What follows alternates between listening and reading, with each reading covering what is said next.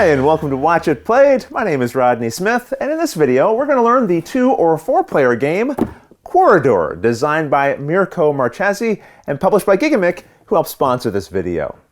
Gigamic produces a line of games which, like this one, is made up of high-quality wooden components. And if you'd like to see my other videos on some of their other titles, check for the links in the description below. But for now, join me at the table, and let's learn how to play Quoridor. To set up, put the game board in the center of the play area with these baseline pieces pressed into their positions here on either side of the board. Each player then picks one of these sides as their own and puts 10 fence pieces into the slots found on the outside edge of their baseline. Then they each pick a colored pawn to put on the center space by their line, and the other 2 pawns you can just return to the box, as these are only used in the 4-player game that we'll discuss later. And that's the setup. In Quoridor, starting with a person chosen randomly, players will take turns back and forth, either placing a wall or moving their pawn, in an effort to be the first to get their piece across the board to any space directly adjacent to their opponent's baseline. Sound easy? Well, it would be, except for the walls that will be popping up in front of you and obstructing your path. So let's go back to the table, and I'll show you how it works. As I said, on your turn, you'll pick one of 2 options. Either move your pawn or place a wall. You will only have access to the walls on your side of the board, so once these run out, the only option you'll have for the rest of the game is to move your pawn. If you choose to move your pawn, that's easy. Just go from the space you are on to any adjacent horizontal or vertical space. You can even move backwards if you like, though usually you won't want to if you can help it. Instead of moving, you can choose to place a fence on your turn. Just take any one of them from behind your baseline and then place it between any 2 sets of squares, either vertically or horizontally. Fences placed later can go anywhere. They don't have to be adjacent to other fence pieces, but you can put them adjacent if you'd like, even placing them like this. Just make sure your fences line up properly with the squares. You cannot, for example, put a fence like this, where it would then have a total of 3 squares on either side of it. When properly placed, a fence will only have 2 squares on either side of it. Fences block pawn movement, so you'll have to move around them, which will slow down your efforts to get to the other side. For example, in this case, I might move here on my next turn to try to avoid this obstruction.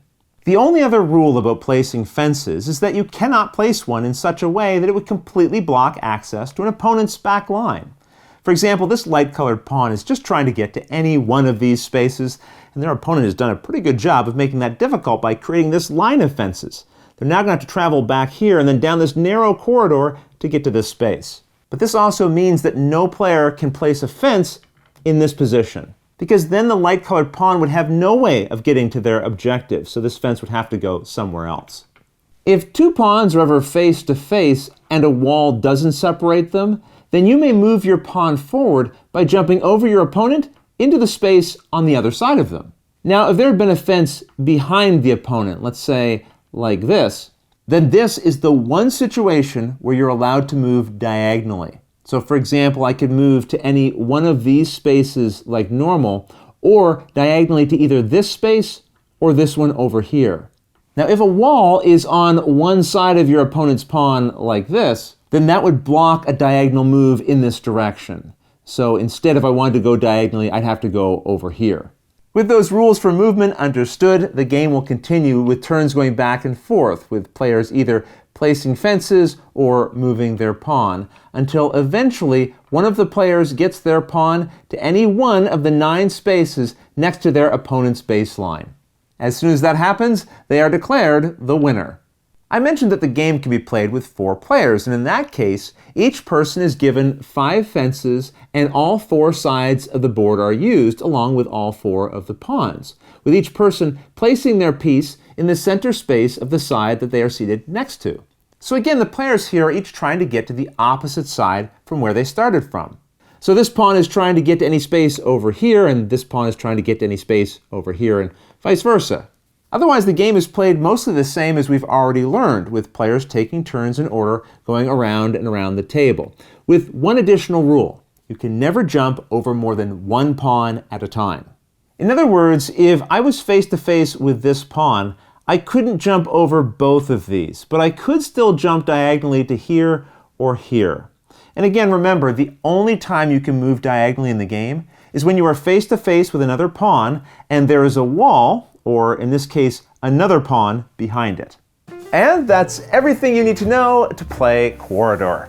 If you have any questions though about anything you saw here, feel free to put them in the comments below and I'll gladly answer them as soon as I get a chance.